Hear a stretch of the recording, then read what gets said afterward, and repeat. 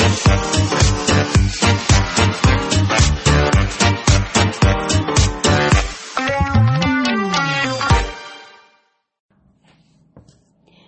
there. My name is Stacy. And I'm Hannah. And this is Toxis. So how's it going, Hannah? Not too bad. That's good. Just starting my college courses and I'm already having a meltdown and panicking and I haven't even started anything yet. As soon as I looked at it, it was like immediate panic. Yeah. Yeah. She's doing college, so that means like panty raids and sororities and shit. Ew. Going to mixers. No. Hard pass. I'm going to a banquet tonight, though, and I'm going to eat until I throw up. Yeah. She will. No, she won't throw up. I won't throw up. That's a waste of food. No. Yeah. Hell no. Yeah. We don't waste food around these parts. So we're on BTK. We're going to do part 2 today. Unfortunately, I know we promised you that we would be not making you guys wait for parts and stuff, but since she's starting college, my oldest son just came to town to visit, so everything's a little bit wonky right now. Schedule's off. 100% off. Yeah. So the third part you will be getting next week. Next Sunday, around there. Yeah. But yeah, we got part 2 for you today. What's going on with you? We were Besides your son coming to visit. Yeah. Well, that's fun. I mean, I watched Deadpool and Wolverine for the first time. That was fucking epic. Hilarious. I took Zan and my last boyfriend to the theater to see it. Mm-hmm. It was fucking priceless. It was so good, so funny. At the beginning when he has that big fight, and then he turns and looks at the camera and goes, I am soaking wet right now. I thought that was hilarious. Reynolds is a fucking masterpiece. Yeah. A Canadian fucking masterpiece. Yeah. He's so hilarious. Yeah. And he's easy on the eyes too, so that helps. So is Hugh Jackman. Oh yeah, right. Oh my. Speaking of Jack, fuck, he was jacked for this movie. Right? But he's in his 50s, man. Chiseled fucking ancient statue. Yeah. Yep. Just oh my god. And okay, so in the 90s, with my oldest son. He would come home from school. We would watch the Amazing Spider-Man cartoon. Mm-hmm. And then we would watch X-Men cartoon. Mm-hmm. And every X-Men that has come out since, I'm like, when are they going to put Wolverine in the yellow fucking suit? That's Wolverine. And then this one, especially when he put the hood up so his mask was on. And then the way if I'm spoiling anything, I'm really sorry, people, but it's so old. It's been out for a bit now. I waited for Coulter to come to watch it. That's why I haven't watched it. Otherwise, I would have. But when they jump out of the back of that bus and it's slow motion, and the way Wolverine looks, I got fucking goosebumps. I was like, oh my god, it's Wolverine. Yep, the real deal. I love X-Men. I hope they do a movie. A movie? A movie. A movie? I hope they do a movie with, Are you inbred? What just happened? I'm stroking out, maybe. I don't know. I hope they do a movie with, like, well, actually, they are, though, aren't they? Yeah, where the two different... This goddamn scooter. Oh, yeah. It's either that or a fucking leaf blower. Some cunt with a leaf blower. Yeah, when did using a leaf blower to clear snow become a thing? What happened to shoveling? Using a leaf blower to do everything. Like, sniper rifle from the balcony right now. Motherfucker. I hope you can't hear that, but you probably can. Yeah. So, sorry. If we can hear it, you can probably hear a low buzzing sound, sort of. Yeah, they're doing a movie with both the Magnetos, both the Professor X's, like Ian McKellen. Didn't any of them die? Well, in that shitty Jean Grey movie, Professor X died, but I don't know, because this is Marvel now. Die, Marvel owns it all. No. Who's died? Because we lost a lot of Lord of the Rings. Yeah. And then Aragorn's going to be replaced. Yeah. Which is awful. Yeah. Right? It'd still be a good movie, though, because I always wondered what fucking went on with the search for Gollum, so I know, but still. I'm used to an Aragorn, right? So I have an expectation. Vigo is Aragorn. Yeah, right? But, hey man, Sir Ian McKellen's coming back as Gandalf, so that's fucking cool. And he's coming back as Magneto. Saruman died, didn't he? Oh, yeah, Christopher Lee. Life. Yeah.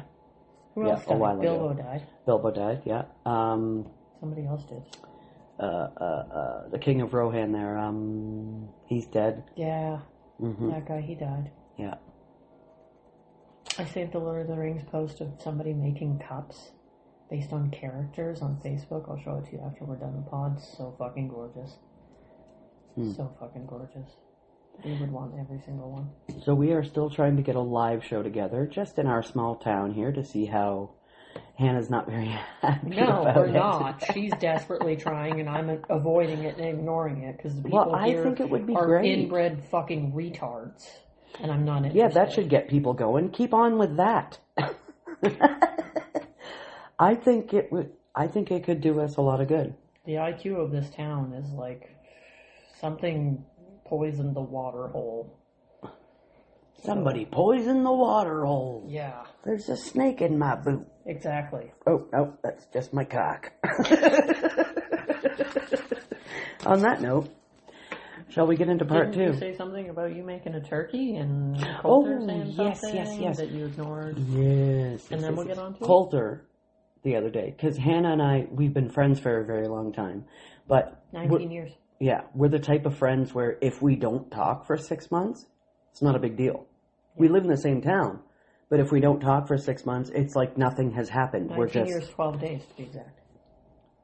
Of course, Hannah knew that. Anyway, but yeah, Coulter said the other day, he goes, I'm really happy you and Hannah are hanging out again. And I'm like, yeah, me too. She's pretty cool. And he goes, yeah, she's nice. And I said, yeah, but don't tell her, because her fucking ego's already big enough. Well, that's true. And yeah, I'm making I'm making a turkey, the whole turkey dinner on Sunday, with the mashed spuds and all the veggies and homemade gravy and homemade stuffing. And my oldest son really loves stuffing. So Hannah just said, when I told her I was making the turkey, she goes, save me some stuffing.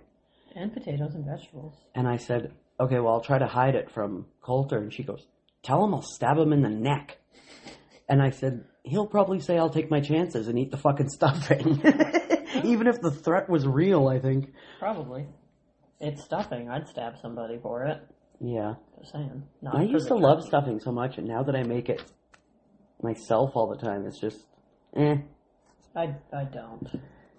Put homemade gravy? I'll never make a turkey dinner ever in my life. Fuck all that. I like doing big dinners like that. The ROI on that investment is fucking zero for me. No, thank you. Love doing big dinners like that. What's ROI? Return on investment. Oh, okay.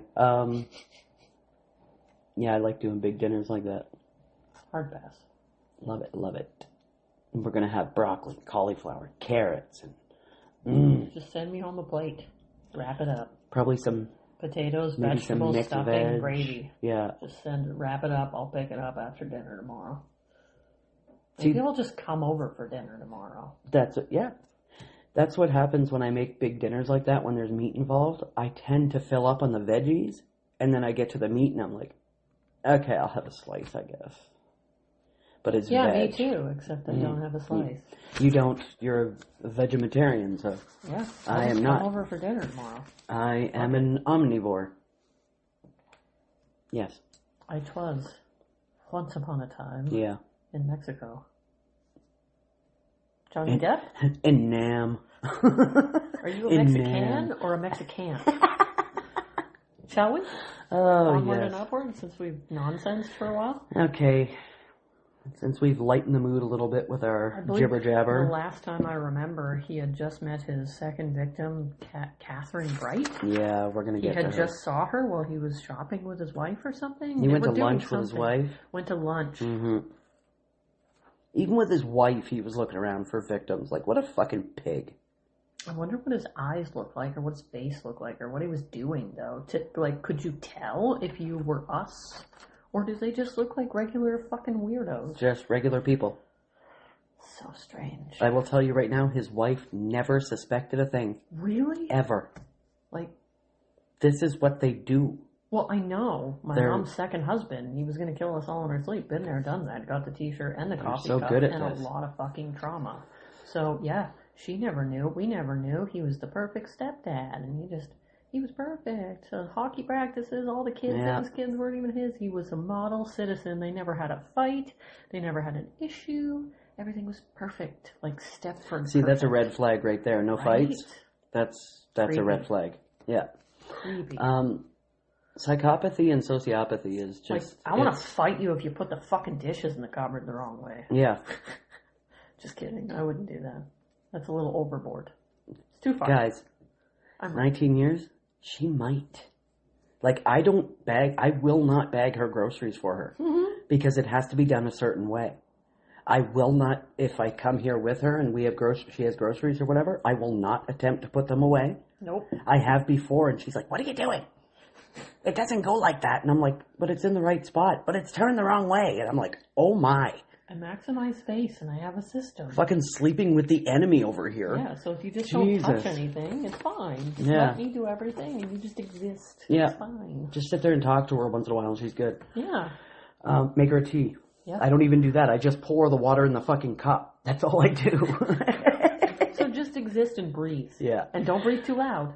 But I will say, when it comes to tea, I don't want many people making my tea because it's a certain way. It's a thing. Yeah, I'm pretty OCD about my fucking tea. Mm-hmm. I might as well be British.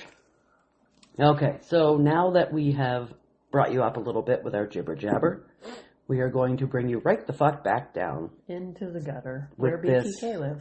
Piece of human waste. Or what was his name again? BTK. Dennis Rader. Dennis Lynn Rader. What a... Lynn? That's Lynn. A girl's name. Yeah. Douchebag. Should have already known. So, after the Otero murders, Wichita, obviously, the Wichita residents were fucking terrified. And the same thing that happens whenever there's a serial killer around, people started getting dogs, guns, more locks, shit like that. The newest book I'm reading is a couple, and they shoot up a massage parlor, like one of those rub and tugs. Mm-hmm. They kill every man and woman in there except save one girl. Mm. They strangle and torture and mutilate her, and they kidnap a baby. Mm. So the guy strangles, mutilates, and does shit to the girl, and the female kidnaps a baby, and they wait, and they kill them 13 days after the massage parlor murders, exactly within an hour of each other. They killed the baby too? They strangle and mutilate and torture the prostitute, they drown the baby. Oh, I within don't like an hour of each other. It's so fucked up. I'm halfway through the book, and I can't stop reading it. Oh, I don't like it. What book is this? Cross My Heart, James Patterson, the 20th of 35. It's not a real story. Maybe I gotta start reading some fucking James Patterson books. Oh, they're fantastic. I've only read Kiss the Girls. Oh my god. They get worse and worse. All the different criminals are just fantastic. That's one of my favorite books. One of my favorite movies. Kiss the Girls. Okay, anyway, so Wichita was fucking terrified. Locking their doors. Everybody's scared. Sorry. Yeah. Distraction. So everybody was saying, like, what kind of monster could do such a thing in their city? Because their city was pretty safe.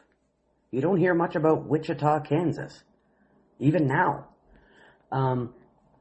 In broad daylight, people talked about this poor family and the obviously deranged lunatic that murdered them everywhere. People were talking, like, this is water cooler talk kind of a deal, you know? Office talk. Mm-hmm. Gossip.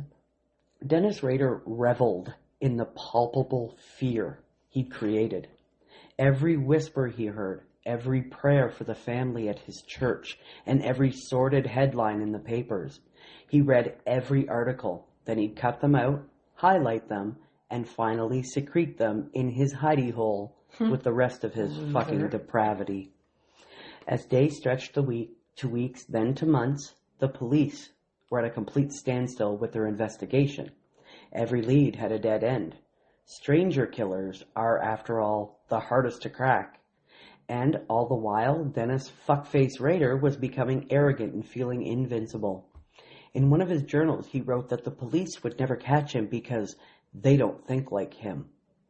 Oh, yeah, the guy that left the knife outside and drove back for it in his own car and parked in the driveway.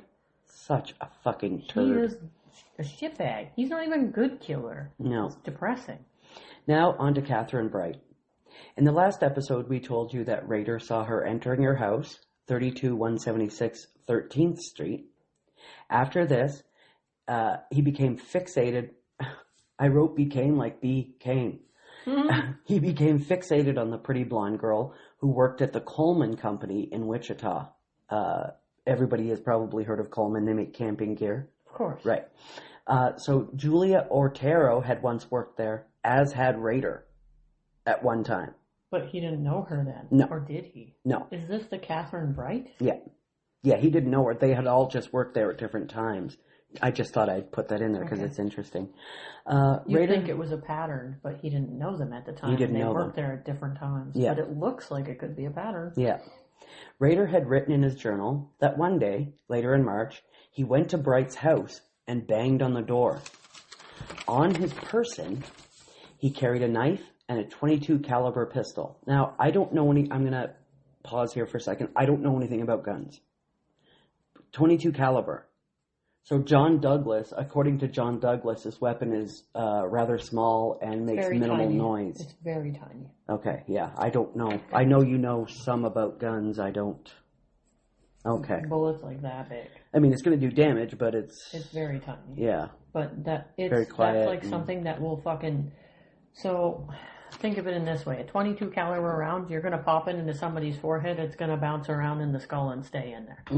You shoot a 9 or 12 millimeter bullet, you're going to shoot them in the front of the head. It's going to pop out the back. It's very tiny and leave a big hole in the back, sort of. Mm-hmm. Yeah. Yeah. Okay. I almost said something about my real father there. Wonder what kind of gun he used. What caliber bullet, well, anyway. I mean, hopefully it wasn't a shotgun, because as we saw for fucking Cobain, it didn't go so well. There wasn't much left, no. Yeah, so I said here that I know nothing about guns, so I wanted to put that because I know you know a little bit about a .22 guns caliber bullet such. will fucking just bounce around in the skull and not exit, but it will fucking do damage and it will kill you. Yeah. Yeah. It has so to be this close is good range, because I wanted people to get sort of an understanding, maybe a mental image of what he was carrying. Alas, no one was home. So much for his recon abilities, eh? Mm-hmm. Weeks would pass, and he endlessly reviewed his quote-unquote hit plan. He wrote, quote, "Little by little, my heart raced as the hit came into focus," unquote. As the hit. I know, eh? You're not hit, man. I think he's an assassin or something, fucking idiot.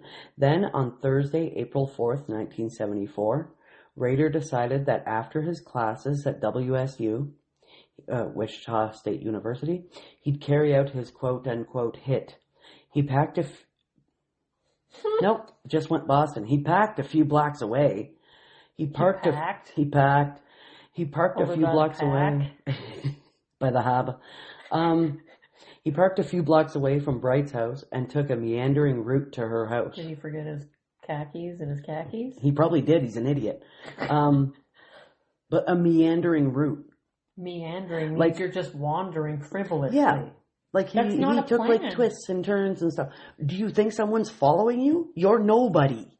Nobody gives a shit about you. No. And if you had a successful hit plan, you wouldn't meander. Yeah. You would fucking get in, get it done, and get out. And yeah. You'd already have that plan weeks in advance. And I mean, if he knew himself at all, he wouldn't have meandered because 10 to 1, he'd probably get lost on the fucking way back. Right?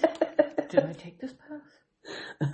Should I have taken this path? He probably left like breadcrumbs, but like knives just everywhere to mark his tracks. Knife breadcrumbs. Oh, God, he's an idiot. In his ski jacket, he carried ropes, cords, gags, a knife, and 2 pistols. He reached the house, knocked, and discovered no one was home. Despite Bright's... more than one .22 caliber, or has he got 2 different calibers? It just... Didn't say? No, just 2 pistols. No one was home, despite Catherine Bright's green Pinto being in the driveway. So Rader walked to the back of the dwelling, cut the phone line, hope he picked up his knife, and broke the window on the back door so he could get in. He decided to stick around and wait for his victim. He walked from room to room, mentally planning exactly how the rape and murder would play out. He would surprise her as she walked in. Wouldn't it be surprising if he found her sleeping in bed? I know this is the middle of the day, but what if she was taking a nap? Yeah. Yeah. He already fucked up the first one so bad. Yeah. Anyways, sorry. He would surprise her as she walked in, choke her out, bring her to the back bedroom, tie her up with her own pantyhose that he found in a dresser, then rape the girl and try quote-unquote anus rape, as he called it. Okay. It's called sodomy, you fucking idiot. Or anal rape. Yeah. Anal sex. It's not anus sex. Hey, baby, want to have anus sex? Yeah, but when you rape a girl, it's sodomy. It's sodomy. Yeah. Or guy. Sodomy and Gomorrah. You rape in the vagina, it's rape. You rape in the ass, it's sodomy. It's sodomy. They used to call it buggering back in the day. So I don't know why this bothers me so much, but it really does. The fact that he figured he was going to use her own pantyhose. That is like a slap in the face. But he brought rope. He brought stuff to do it. All sorts of stuff, but then decided he was using her own pantyhose. Yeah. That really irks me for some fucking reason. Your gears? Yeah, it really grinds my gears. Then he sat down in a chair and waited for Catherine Bright to come home. Soon, he heard a car door slam, and he got it into position by the door. The door opened, and in walked Bright's 19-year-old brother, Kevin. Oh, fuck. Rader pulled out a gun and confronted the guy. A few seconds later, the woman he could not get out of his fucking warped mind entered the house. He then told the same lie as he had to the Oteros. He was on the run from the law in California. He needed money, food, and a car. The siblings complied, what with having a gun pointed at them. So this was Catherine's brother Kevin. And sister? No. You said there was a woman. Yeah, that's Catherine. It was just Kevin and Catherine. Okay. Yeah. He then proceeded to tie them up in separate bedrooms. Apparently, the next 15 minutes were fucking chaotic because Dennis Rader is a complete buffoon. No shit. He shot and stabbed Kevin Bright, despite the 19-year-old struggling and fighting back as best as he could. Then Rader went to Catherine and was about to stab her when he heard the front door open. Oh, fuck. He ran to the front window and saw Kevin escaping. Rader then raced back to Catherine, where he quickly strangled her, then stabbed her to death before leaving the house on 13th Street. So he fucked up again. So he shot and stabbed this guy? Mm-hmm. Remember, he's only 19, so he's strong. Where? No. I tried to find... And he managed to get out of the house after being shot and stabbed. Yeah. Like, this guy sucks so bad at killing people. Mm-hmm. Yep. So shot and stabbed him, and he still ran away. Oh my god. Yep. So it's a good thing he was 19 and I'm writing as fast vital. as I can here. So Catherine, he strangled and stabbed her? Yeah. Because he had to get out of there quick, right? He couldn't do his normal fucking disgusting routine. So he couldn't have left her tied up and went after the guy first? It seems like he's more of the problem right now. Yeah. Because he's fucking running to go get help. But it's Dennis Rader. Fucking idiot.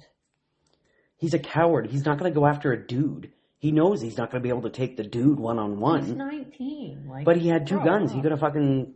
But somebody might have seen him out on the street, right? How did he not shoot him in the skull the first time around? I'm pretty not sure... let him run away. Somebody correct me if I'm wrong, but I think he shot him around the chest area. But I know, in the head would be, that's putting anyone down. Right in the fucking brain pan, my dude. Yeah. If you want somebody to die, don't fuck around. Yeah. God, he's terrible. Later, having not written anything about his latest crime, in his journals, of course, because he fucked it up so royally. He didn't go after the guy? Nope. He didn't find him? Nope. Did the guy see his face? Yep. Fuck me, dude. Rader did confess in his journal that he was sure the cops would nab him this time, and over the next months, he would remain paranoid and on edge. He then joined the neighborhood watch, church patrols. He would even have conversations about BTK with almost anyone, saying he thought the killer, quote, gets off on control, unquote. He was telling this to his buddies. So now Kevin Bright he lived. Is he still alive now? I don't know if he's still alive now, but he lived. But did he go to the cops? Yes. He did give them a, what do you call it? I'm checking right now. You know, when they draw the picture, what's that called? A composite sketch? Yes. Yeah. A composite sketch, sketch, however you want to call it. That. Now we move on to the detestable murder of Shirley Vian, who was never supposed to be a victim at all. So right now he's paranoid. Mm-hmm. Kevin's no, gone this to the month cops. has gone by. So nothing ever came as the composite sketch? No. Nope. What? That's all they have. And he was just a normal looking dude. Yeah, but still. So they didn't have much. They didn't have a name. They had his sort of build, maybe his height, and his face. So in 2004, Bright was 49. And he recalls. Thought to be the only survivor by the BTK strangler. Yep.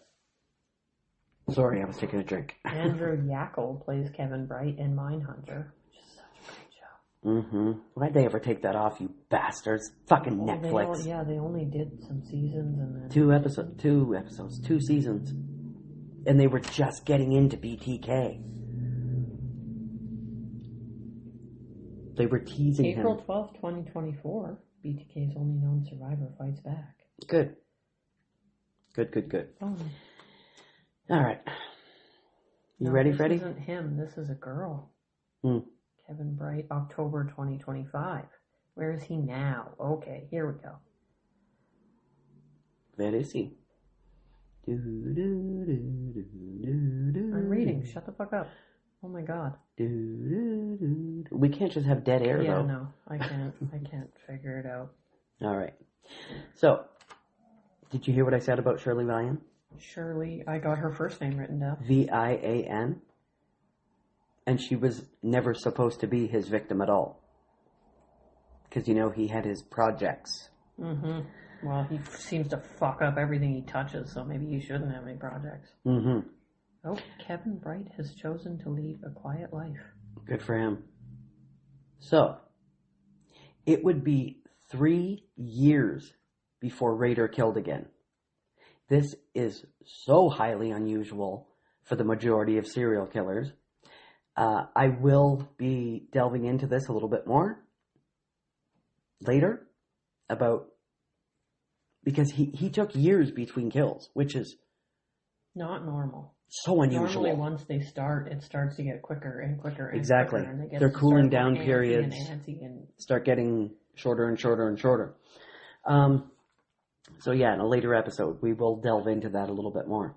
In early March of 1977, Rader wrote in his journal, quote, "The uncontrollable factor X is saying kill," unquote. So he started trolling again, looking for his perfect victim. He found a single mother that he'd seen at the Blackout Tavern a few times, and she quickly became his newest obsession. He followed her home one time and then began to essentially stalk her. Then on Thursday, March 17th, 1977, he decided to do the hit, quote unquote. So he made his way to Hydraulic Street. Thursday, March 17th? Yeah, 1977. So he made his way to Hydraulic Street. Hydraulic Street, yeah, honestly. Where she lived and knocked on her door. No answer. No one was home. Why did she pick... If she wasn't supposed to be a victim, why did he pick her? I'm getting to it. Oh, fuck. When he turned to leave, Rader saw a young boy walking on the sidewalk. He pulled out a picture of his own wife and baby son and asked the boy if he'd seen them. The boy said no, and Rader pretended to go to a neighbor's house while surreptitiously watching which house the boy went into. Ooh, surreptitious was one of my word board words for Zan last week. Nice. 1311 South Hydraulic Street. That's the house the kid went into. About 10 minutes later, Rader knocked on the door. The boy, Stephen Belford, answered the door. Rader pulled a pistol and said he was a detective and pushed his way into the house. Why? How old is this boy? Fuck me, dude. He's just so retarded, I can't even handle it. The boy is 5 or 6. This is when he noticed 2 more siblings watching TV. Shirley Vian, the children's mother, came out of her room where Rader pointed the gun at her and told her that he was going to rape her. She immediately became scared, according to Rader. Shit. Hysterical even? So she lit up a cigarette. She smoked a cigarette because that would be my first thing to, all right, man, we're smoking. Well, actually, my first thing would be like, this ain't happening. I'm going to rip your fucking tongue out. Kill him. Yeah. Or I would pretend to go along with it and wait until he did something dumb and fucking go for it. You're already gonna die. I'm gonna fucking take you with me, you piece of shit. Yeah. You're getting a Sicilian necktie before one of us gets out of here. Right? He attempted to tie Stephen up, but when the boy began crying, Rader decided to put the kids in the bathroom, which had 2 doors. And he put toys in there first. Oh my god. Yeah. I'm going to make you feel comfortable before I strangle and kill you. Here you go. Oh my god. He pushed a bed against one door and tied the other one shut, but it was still able to be opened a little ways, right? Once that was done, he turned to Shirley and said, quote unquote, "It's time." He told her to take her robe and nightgown off, then her panties, then he instructed her to lay face down on the bed. He began to wrap her arms and hands together with black electrical tape when she threw up on the floor. So the reason Stephen had been outside, he went to the store, the corner store sort of, to get her some soup because she had been sick. She had a cold, flu, something like that. She wasn't feeling well, so the youngest kid, who shouldn't even be out by themselves at that age, but it's the 70s, right? So we didn't even think anything like that at that point in time. Yeah. Even in the 80s, we were out playing and stuff. Even in the 90s. I was out till the fucking streetlights came on. I had no supervision. I could have been kidnapped and murdered so many times. You have no idea. But we were always in groups. So, or I was always in, well, not always. Sometimes I was alone. Yeah. Rader then went to get her a glass of water. She drank it, then began trying to talk Rader out of the crime he was about to commit. So, we'll find out later that Rader really enjoyed putting them at ease. So then when they knew what was coming, then they really got terrified. Oh, so it's the extra fear factor, the extra adrenaline rush of the fear. Because he's just saying, I'm going to rape you. That's it. And they're like, well, fuck. If that's all you're going to do, then... let's just get it over with, bitch. And she's got 3 kids there she's trying to protect, and you know what I mean? So... see, I would have been like, okay, do it. And then I would have waited for the right time and gutted him like a fucking fish. He ties him up right away. Well, as we've seen from the first murders, he probably doesn't do a good job of it, I'm sure. Yeah. People like me and you... but you learn from your mistakes too, right? So... we could probably get out of it. There are ways to get out of it, for sure. This cold-hearted bitch boy then taped her ankles. I put ankles. Then taped her ankles to the foot of the bed and wrapped a cord around Shirley Vian's neck. She began to moan. Then he put a plastic bag over her head, tied her nightgown around her neck, and masturbated while watching the poor woman thrash and writhe on the bed. After Vian was dead, Rader quickly left the house. Later, in his journal, he was upset. He wrote that he was upset that he didn't get to kill the children. He wrote that he would have used, quote, a rough hemp rope for the girl and more plastic bags for the boys. Why did he leave them alive? Because the phone rang. I was getting to that. The phone rang while he was doing this to Shirley. He didn't cut and the she said, cord. it's probably my friend because she's supposed to take me to the hospital. Or to the doctor or whatever, because she was sick. Yeah. And he just wanted to get the fuck out of there in case a friend came to check on her or whatever. He should have just shot them all one fucking bullet apiece, because now you've got witnesses again. Yeah. Not that the quote unquote, not that I condone the killing of children, because I don't.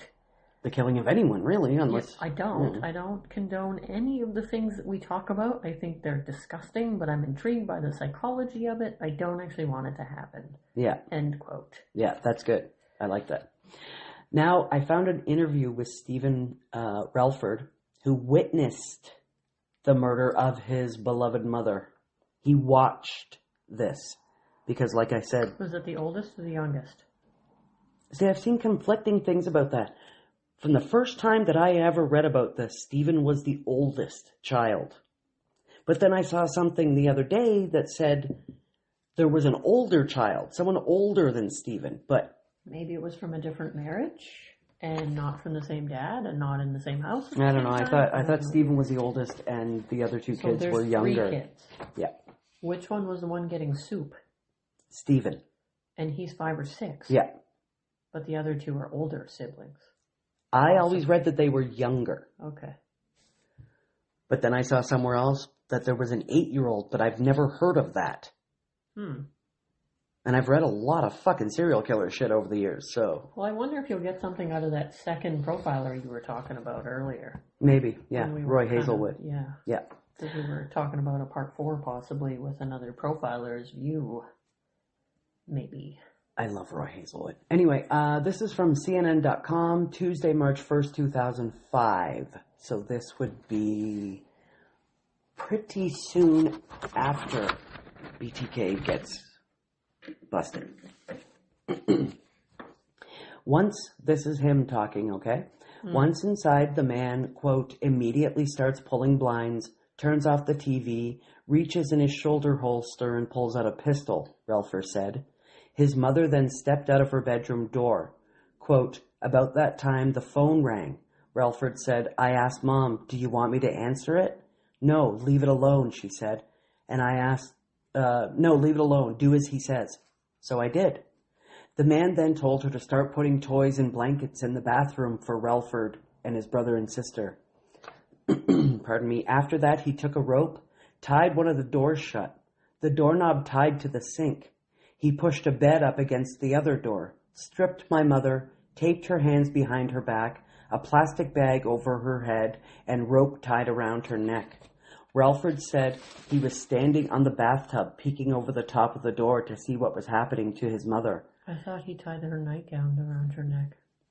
His brother and sister, who were locked in the bathroom with him, were, quote-unquote, tripping out. At one point, Relford said he shouted to the man that he was going to untie the rope from underneath the sink. He told me if I did, he'd blow my fucking head off. So, of course, he didn't. They later got out through the bathroom window and went to a neighbor. And the neighbor ran over, saw Shirley, and then called the cops. Yeah. Yeah, I thought you said he tied her own nightgown around her neck over the plastic, not rope. Okay, so he did tie the rope first and strangled her a little bit. And then, when he wanted to kill her, he put the bag over and tied it with the nightgown. I might have missed that part. Yeah. It's a lot to take in, man. I don't fucking blame you. Writing like crazy, trying to listen at the same time. It's a lot to take in, it's a lot of shit, yeah. Stephen has said that his mother was strict, but all 3 of her kids loved her so much.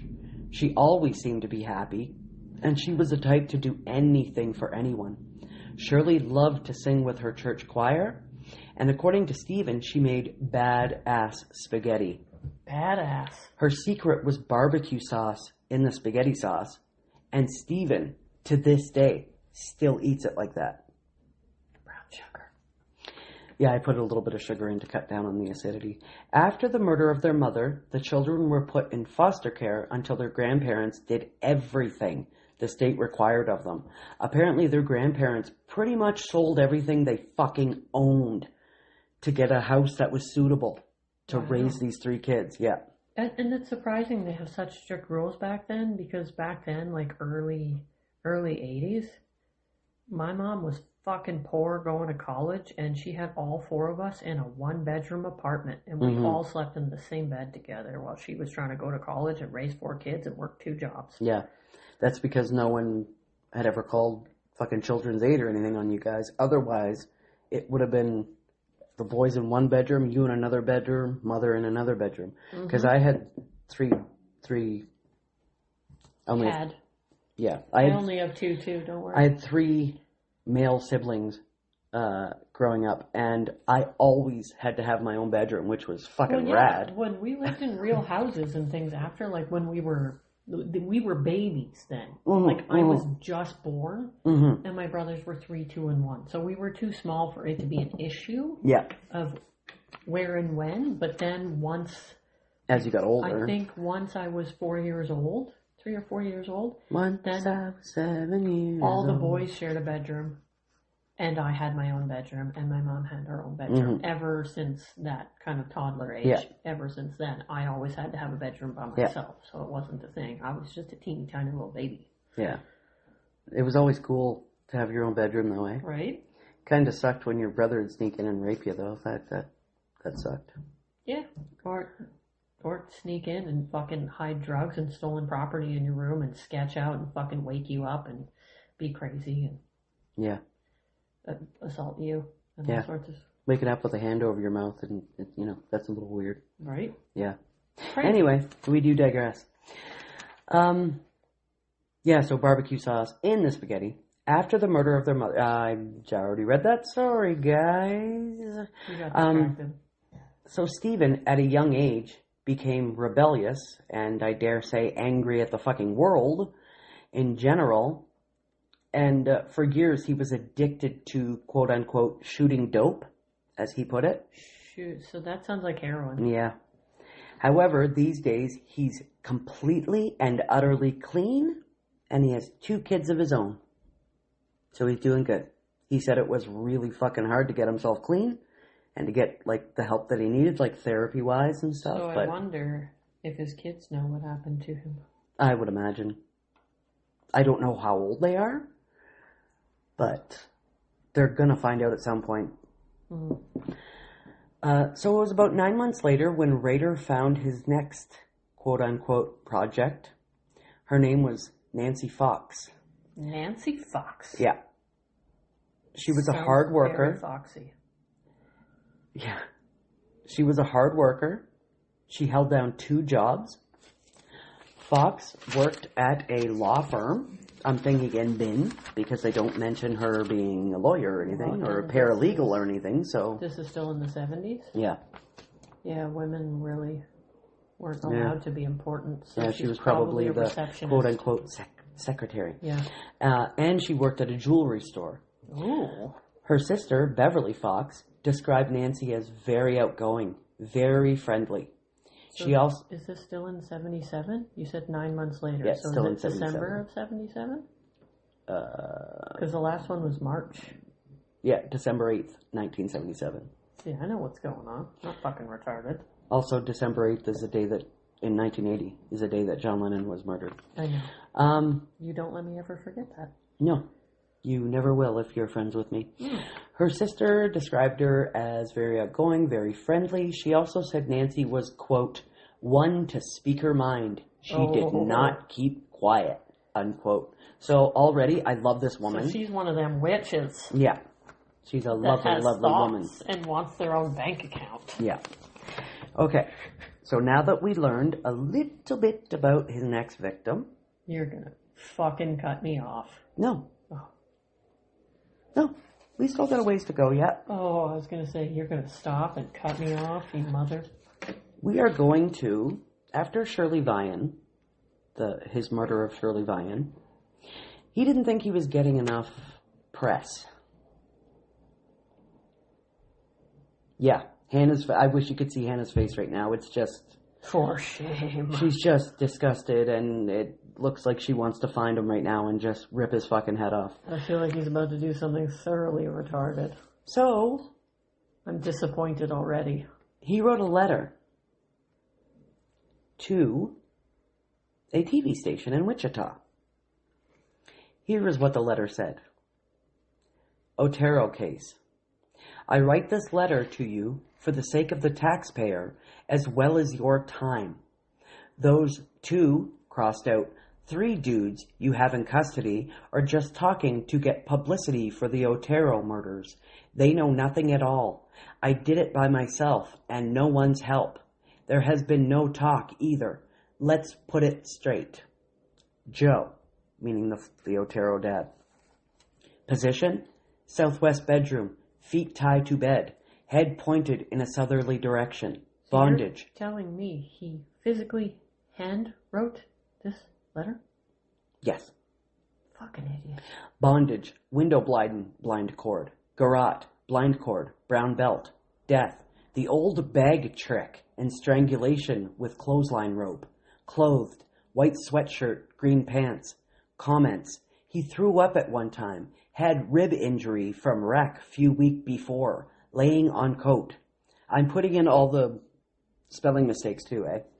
I know, you hand wrote it. Mm-hmm. You fucking moron. Mm-hmm. Julie, position, laying on her back, crosswise on the bed, pointed in southwestern direction, face cover with a pillow. Is he trying to sound like an illegal immigrant? ESL? English is a second language? Yeah. Like, what's happening here? And he wrote it. You can compare writing. Bondage, blind cord. Not anymore. That's a junk science now, by the way. Bondage, blind cord. Garrote, clothesline cord. Tie in a clove hitch. Death, strangulation, twice. Clothes, blue housecoat. Black slack, white sock. Comments, blood on face from too much pressure on the neck. Bed unmade. Josephine, position, hanging by the neck in the northwest part of the basement. Dryer on freezer north of her dryer or freezer north of her body. Bondage, hand tie with blind cord, feet and lower knees, upper knees and waist with clothesline cord, all one length. Garrote, rough hemp rope, a 1/4 inch meaning diameter. Yeah. Noose, Noose with 4 or 5 turns. Clothes, dark bra, cut in the middle. Sock. For some reason, BTK left out the pale blue t-shirt and panties pulled down to her socks. Death, strangulation once hung. Comments, most of her clothes at the bottom of the stairs. Green pants and panties, her glasses in the southwest bedroom. You know what's funny? As soon as you mentioned the young girl, my watch is like, how are you feeling? We're detecting stress. Yeah. No doubt. Joseph, position, in the east coast. Stop it, Stacy. Stop. Okay. I think we're back. Are you sure? Maybe. Position, in the east bedroom, laying on his back, pointed in eastern direction. Bondage, blind cord, garrote, 3 hoods, white t-shirt, white plastic bag, another t-shirt, clothesline, cord with clove hitch. Death, suffocation once, strangulation, suffocation with the old bag trick. That old bag trick thing? Ooh. Clothes, brown pants, yellow-brown striped t-shirt. Comments, his radio is blaring. I feel like you could have just done the dad. This is ridiculous. Yeah. And out of control. And long. And you didn't type it. And you sound like a fucking Neanderthal. It's not over yet either. Oh, God. All victims had their hands tied behind their backs. Gags of pillowcase material. Slip knots, 2 T's and knot. On Joe and Joseph neck to hold leg down, or was at one time. Purse contents south of the table. Spilled drink in that area also. Kids making lunches. Door shade in red chair in the living room. Otero's watch missing. I needed one, so I took it. Runs good. All one word. Oh my God. Thermostat turned down. Car was dirty inside. Out of gas. I'm sorry this happened to society. They are the ones who suffer the most. It hard to control myself. You probably call me psychotic with sexual perversion hang up. When this monster enter my brain, I will never know, but it here to stay. How does one cure himself? If you ask for help that you have killed 4 people, they will laugh or hit the panic button and call the cops. I can't stop it, so the monster goes on and hurt me as well as society. Society can be thankful that there are ways for people like me to relieve myself at time by daydreams of some victims being tortured and being mine. It's a big, complicated game my friend of the monster play, putting victim members down, follow them, checking up on them, waiting in the dark, waiting. The pressure is great, and sometimes he run the game to his liking. Maybe you can stop him. I can't. He has already chosen his next victim or victims. I don't know who they are yet. The next day after I read the paper, I will know, but it too late. Good luck hunting. Yours truly, guiltily. P.S. Since sex criminals do not change their MO, or by nature cannot do so, I will not change mine. The code words for me will be bind them, torture them, kill them. BTK. You see, he added again. They will be on the next victim. That was fucking painful. Yep. To listen to. It was painful to read. You could have just stopped at the dad. Like, it was so unnecessary and drawn out and awful and pathetic and Neanderthal-like. Okay, the only reason that I kept going is because I want you to understand that these fiends,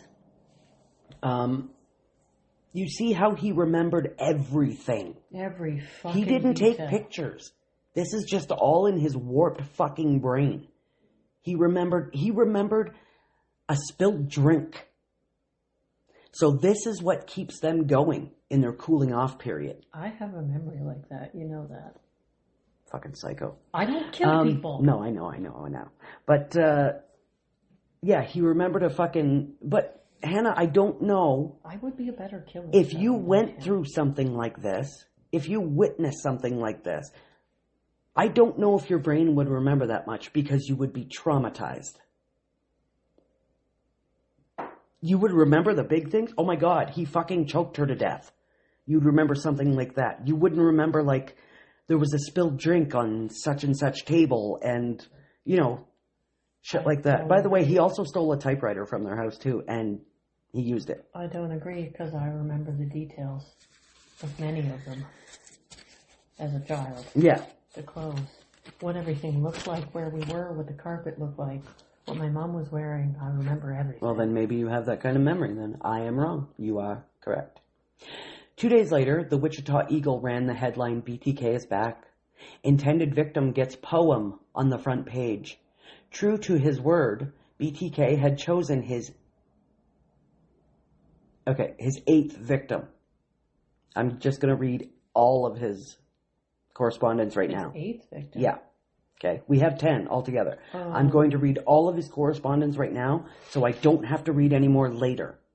But we've actually... This is in the future. I know. I'm just trying to gather where we are right now in comparison to this. So we've only had... 4, 5. 5. Because he botched the 6th and didn't kill the kids. So we've only got 5 right now, but this is correspondence right. We're doing... from 8. Yeah. We're moving on to Nancy. Right. Okay. So... We're only about to get to victim 6 right now. So this time, he wrote a poem. He got the front page for the poem. Did he get the front page for the stupid letter? I'm not sure if it was on the front page, Okay. but... So this is the poem for number 8. So we're for an victims. intended victim. Oh, they didn't even actually kill this one. Mm-mm. It's called, Oh, Anna, why didn't you appear? Because Hannah didn't want to? Boy, he fancies himself a fucking poet. 'Twas perfect plan of deviant pleasure, so bold on that spring night, my inner feeling hot with propension of the new awakening season. Warm, wet with inner fear and rapture, my pleasure of entanglement like new vines at night. Oh, Anna, why didn't you appear? Drop of fear, fresh spring rain would roll down from your nakedness to scent, to lofty fever that burns within. In that small world of longing, fear, rapture, and desperation, the game we play fall on devil ears. Fantasy spring forth, mounts to storm fury, then winter clam at the end. Oh, Anna, why didn't you appear? I feel like somebody should be snapping. Right? I should be playing a fucking tambourine randomly. Something like that, yeah. Alone now in another time span, I lay with sweetened rapture, garments across most private thought. Bed of spring, moist grass, clean before the sun, enslaved with control, warm wind scenting the air, sunlight sparkle tears and eyes so deep and clear. Alone again, I trod in past memory of mirrors and ponder why for number 8 was not. Oh, Anna, why didn't you appear? It's fucking garbage. What a fucking douchebag. Your son's a better poet, just saying. Oh, he mine, very actually. much is. I've been known to write some good poetry myself. I've never seen it. Not to toot my own horn, but... I don't know if you noticed. Do I interrupt you a lot? Do I ADHD a lot? Yeah. Okay. But it's fine. Okay. I get it. Okay. So... On February 10th, 1978, all hell broke loose in Wichita. A receptionist at the offices of the local ABC affiliate Cake TV 10 opened an envelope that morning and discovered 4 pages of photocopied material that included a letter, a poem, both filled with punctuation and spelling errors, and a drawing of a woman bound, gagged, and lying face down on a bed. This letter said... Like in pencil? Like an artistic drawing? Yeah, like a sketch, yeah. But it was photocopied, so it wasn't the original. He said, this is the letter, I find the newspaper not writing about the poem on Vane, supposed to be Vian, unamusing. A little paragraph would have enough. I know, all one word, is not the media fault. The police chief, he keep things quiet and doesn't let the public know they're a psycho running around loose, strangling mostly women. There 7 in the ground. Who will be next? How many do I have to kill before I get a name in the paper or some national attention? Listen to this little fucking bitch. Desperate loser. Do the cop think that all those deaths are not related? Golly gee, yes, the MO is different in each, but look, a pattern is developing. The victims are tie up. Most have been women. Phone cut. Bring some bondage, mater. Sadist tendencies. No struggle. Outside the death spot.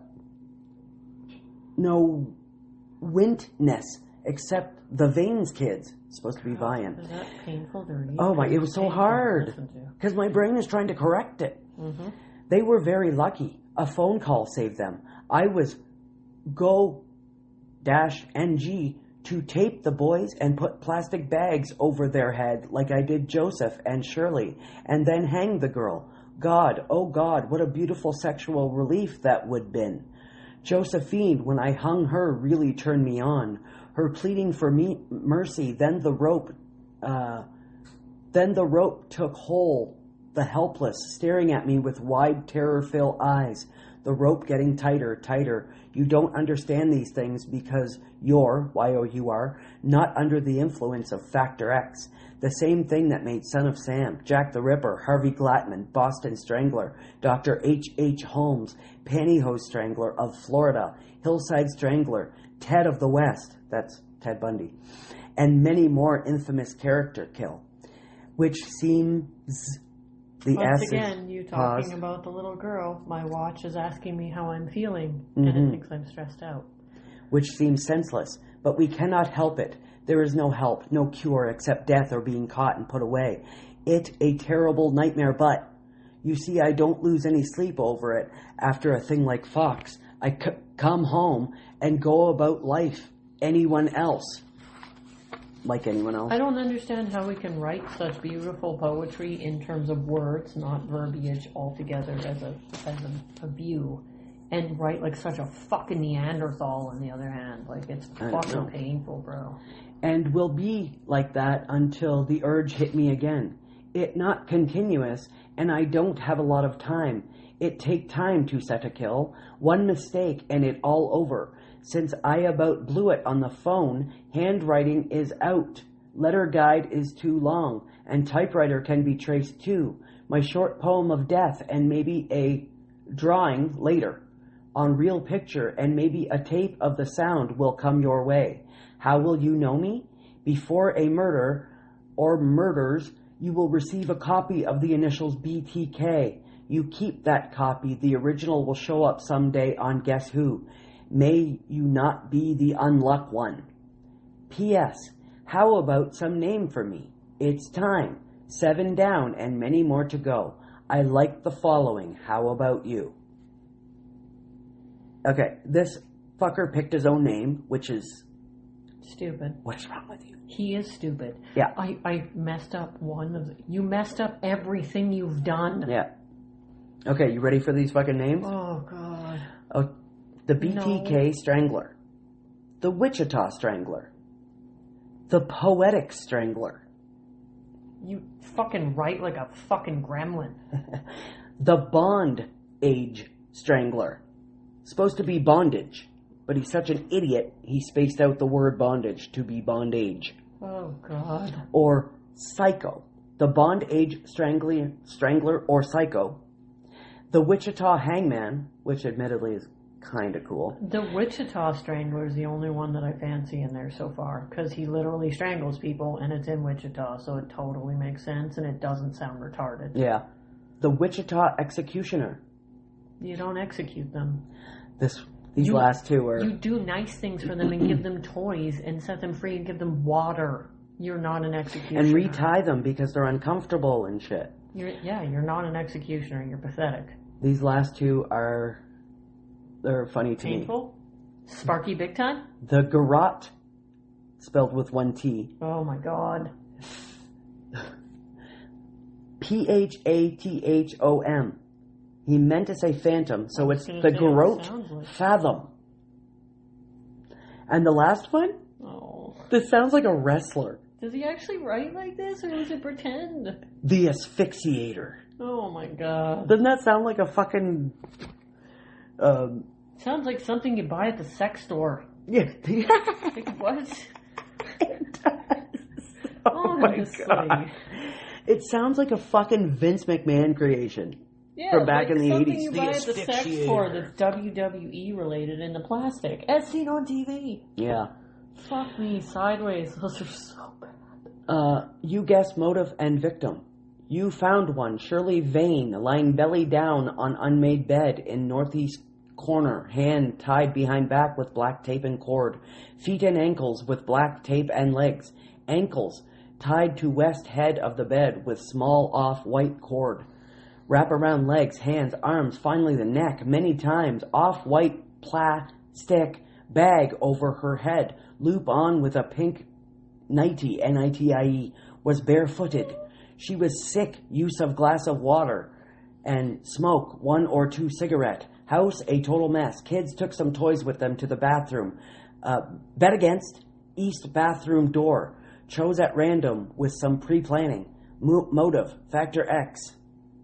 And then he just goes on to describe how the rest of his victims... Yeah, like, honestly, bro.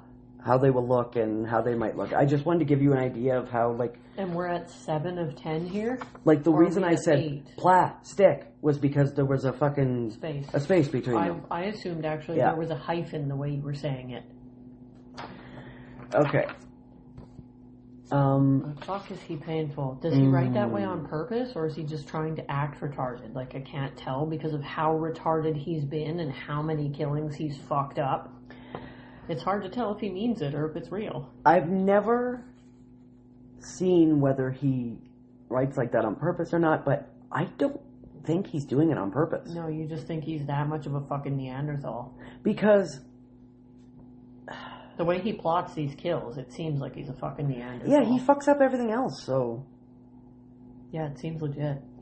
Okay, I'm not going to read this one yet. Oh, wow, we're almost at the end here. Oh, okay. About 26 minutes and 25 seconds. So let's get to Nancy Fox. Nancy Fox. Foxy Cleopatra. Yeah. I'm a whole lot of woman. Rader, during his stalking of Fox, actually went to the jewelry store where she worked in order to get a close-up view of his next intended victim. He said he bought some cheap jewelry from a different clerk while eyeing up Nancy, who was working in the back room. You just know this creep probably gave the trinkets to his wife, too, eh? Oh, fuck, that's gross. Yep. Honey, I brought you a gift. Yeah, just because I love you. I'm plotting my next murder and rape. Yeah. Does he actually get to rape this one? Because he fucks up every other one. Over the next month or so, Rader, he doesn't like actually raping. Then why does he tell them he's going to and then doesn't? To put them at a sense of ease. I'm not going to kill you, I'm just going to rape you. that wouldn't create any ease for me. I don't know. If somebody rapes you, there's a good chance they're killing you too. They ain't gonna leave you alive. True. If you think they are, you're fucking retarded. And never let yourself be taken to a second location. Over the next month or so, Rader continued to stalk Fox, trying to clock her routine. He even did 2 quote-unquote dress rehearses, where he would have gone through with it had everything been just right. Then on December 8th, 1977, Rader told his wife he'd be coming home late. He told her that he had to work on a term paper for school. And drove to Nancy's duplex in his wife's car. December 8th, 1978. He drives... 77. 77? Yeah. Oh, fuck. He drives to his victim's house in his wife's car. Yeah. Well, he parked a couple blocks away, but...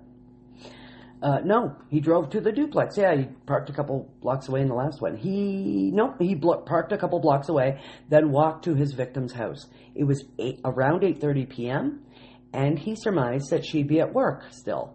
But he knocked, just in case. There was no answer. However, if she had answered, this is according to Rader's journal... Does he know if she has a husband or kids or anything?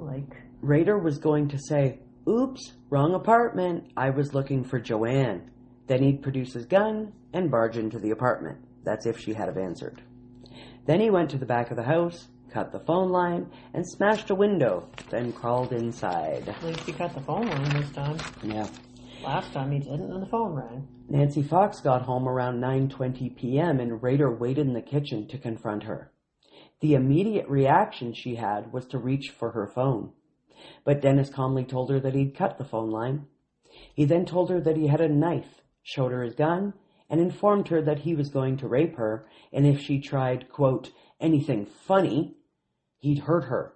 And I put here, why does he talk like a 1930s gangster? Don't try anything funny, see? Except when he's writing, and then he's a fucking 1912 gremlin. Yeah. Fox then, calmly, lit a smoke and asked what compelled him to do this sort of thing. Mm-hmm. I love this woman. Right? When she finished her cigarette, she said, quote, "Let's get this over with so I can call the police," unquote. That sounds stupid. Then she asked to use the bathroom. I think she was just trying to show, I'm not scared of you. You know? Yeah, but you don't tell someone who has a gun you're going to call the police. That immediately warns you're going to die. You don't even stand a chance. I like her attitude. Yeah, she gives no fucks like we do. Yeah. And it'd be like, really? Come on. You didn't even do this right. What the fuck's wrong with you? And we'd, berate them into leaving. Yeah. Fucking, yeah, they'd be crying. Hurt feelings report. Then she asked to use the bathroom. Rader said yes, but that she'd better not have a weapon in there or try to escape. Jesus. He did think to stuff a shoe in the door so it wouldn't close all the way. When Fox came into the bedroom, she noticed Rader wearing rubber gloves. He told her he didn't want to leave Prince because he was wanted in a couple other states. Fuck off. He told Fox to lay on the bed on her belly, that he put handcuffs on her. She asked why he put them on her, and Rader replied that he didn't want any scratches or problems. He then closed the door, even though Nancy asked that he keep it open. That freaks me out a little bit, because I think she thought, if the door is open, that's my only means of escape. Right. And then it was closed, and she's like, she can't get away. Yeah, that's kind of creepy.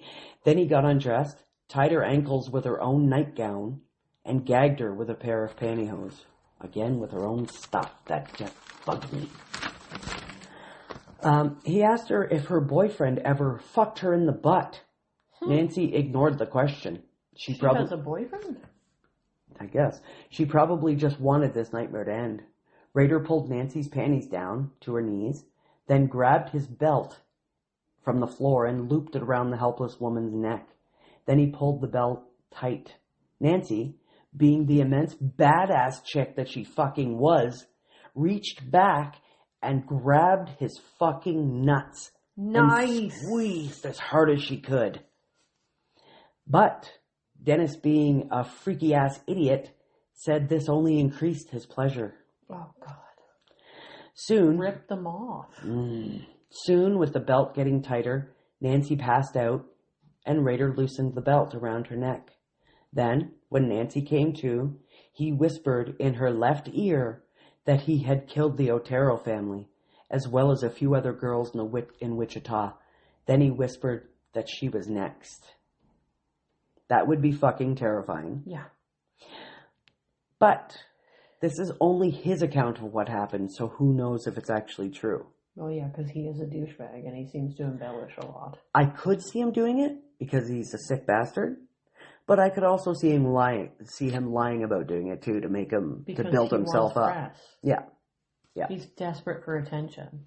This is when Nancy began to really struggle. But being handcuffed and tied up, she was at a major disadvantage. Right. After a few more minutes, Nancy Fox unfortunately died. Then this absolute hog of a fucking human jerked off into her nightgown, replaced the belt with pantyhose, and the handcuffs with a pair of red pantyhose. Then he tidied up and stole some jewelry, lingerie, and her driver's license. Did he strangle her? Yeah. Yeah, that's what he was doing, with the belt. Yeah, but you said he loosened the belt and then let her wake up, and then you said a few minutes later she was dead. So he started. Did I not put that? I'm so sorry. He started strangling her again. Yeah, I'm so sorry about that. I think we missed that part. So I get really going really fast, you know. A few moments later. Yeah, so he tidied up and everything. He cranked up the heat before he left. Did he take the nightgown that he jizzed into with him, or did he leave it there? It doesn't say, but I think he left it there. Fucking idiot. That his DNA's there again. So he cranked up the heat again because he said it would confuse cops, which it doesn't really, not really. I mean, they do. It changes time of death, but they can tell based on the temperature and do a formula. They put that into account, yeah. So, if Bones were walking in there, she'd be like checking the thermostat, checking the body, checking the flies, the decomposition. And he had heard that they put a thermometer up the anus to check for time of death and stuff. Internal temperature, yeah. They usually check that with the liver. They'll put the thermometer in the liver. Mm-hmm. So, the next day, Dennis was excited to see the headlines about his exploit, because let's face it, he's nothing more than a fucking attention whore. However, there was nothing in the Wichita Eagle. He was bummed out. On the way to work with his buddies, he stopped to grab coffee and cinnamon rolls, that's so specific, and spotted a payphone. But he went to work.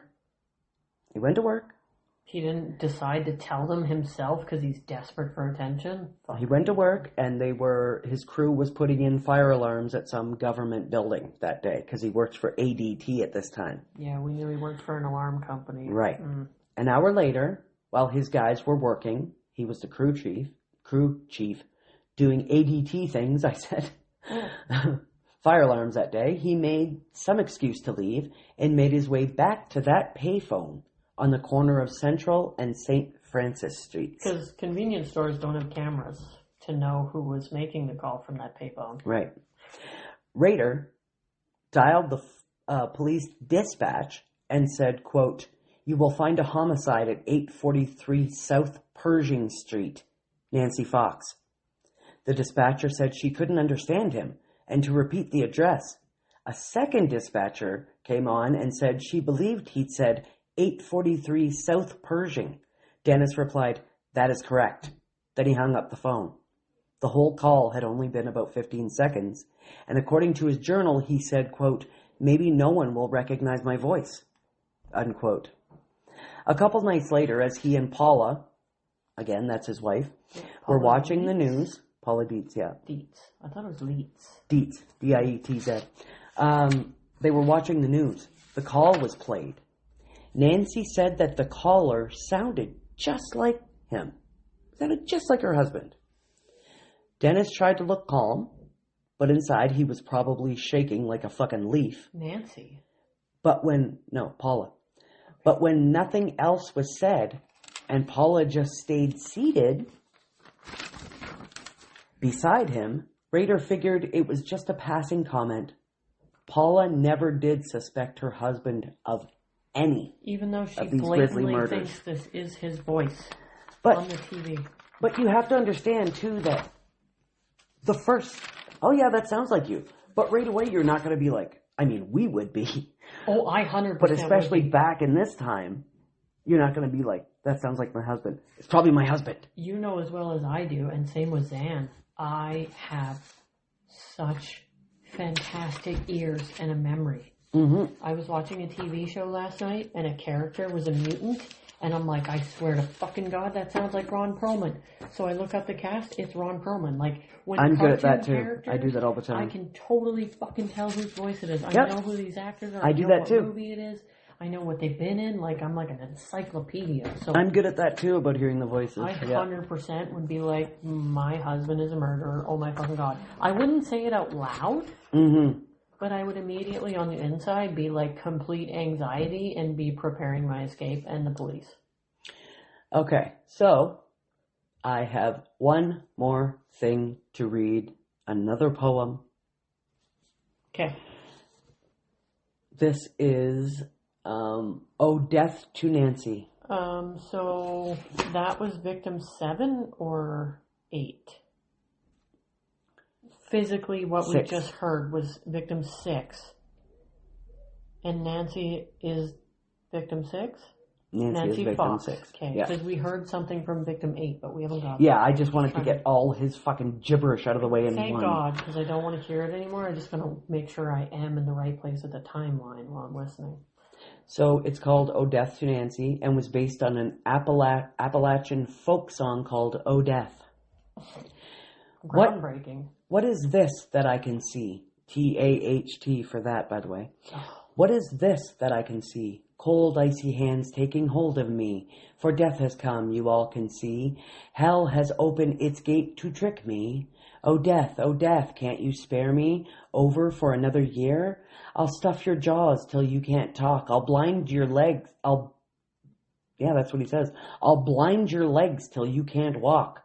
I'll tie your hands till you can't make a stand, and finally, I'll close your eyes so you can't see. I'll bring sexual death unto you for me. And that's the extent of the gibberish I have from him. If I find more, I will debate on whether or not I read it. But I don't think any of us has any more time for this motherfucking piece of shit. And his stupid writings and his... Guys, it's so hard to read it because there's so many spelling mistakes. And your brain just wants to correct it right away. But I'm trying to read it as written so you guys can be like, wow, what a fucking doorknob, just like us. Well, I mean, when you're not retarded, it's fucking painful to listen to. Ugh. Wow. All right, so that is part 2 for BTK. There's at least going to be another part. I feel like there's going to be a part 4. I'm sorry in advance. Unless you do want to hear it, but I want to get as much as I can into it. I found some stuff by Roy Hazelwood that I want to put in there. If nobody knows, Roy Hazelwood was one of around one of the first profilers for the FBI, and he was an expert in sexual-based crimes. So, yeah, I found some stuff that I want to put up from him and some stuff from John Douglas, and yes. So, yeah, so it could be 4 parts. We'll see. And part 3 is going to be out next Saturday and Sunday, sorry. And on to you, Hen. On to me. Well, after that riveting, holy fucking shit, look at all my writing, I didn't even have enough room for it and had to stop. But, yeah, thanks for tuning in today. We explored, obviously, as you've heard it, part 2 of BTK. Many more to come. Very fun, very painful. Fucking Neanderthalithic. I don't think that's a word, but I just made it up. It is now. If you enjoyed the show, please subscribe, follow, and drop us a like. Do it. If you would like to help fund our toxicity, jump on over to ko-fi.com/toxispod. Do it if you can. And, of course, as Stacey just mentioned, we will continue on next week to part 3 of this fucking... absolute toxic waste of a human. Awful piece of shit. Mm-hmm. And he's just... fuck me. So don't miss it. And as always, we will see you then, baneful brethren. We fucking love you guys and we appreciate you so much. And on that note, bye!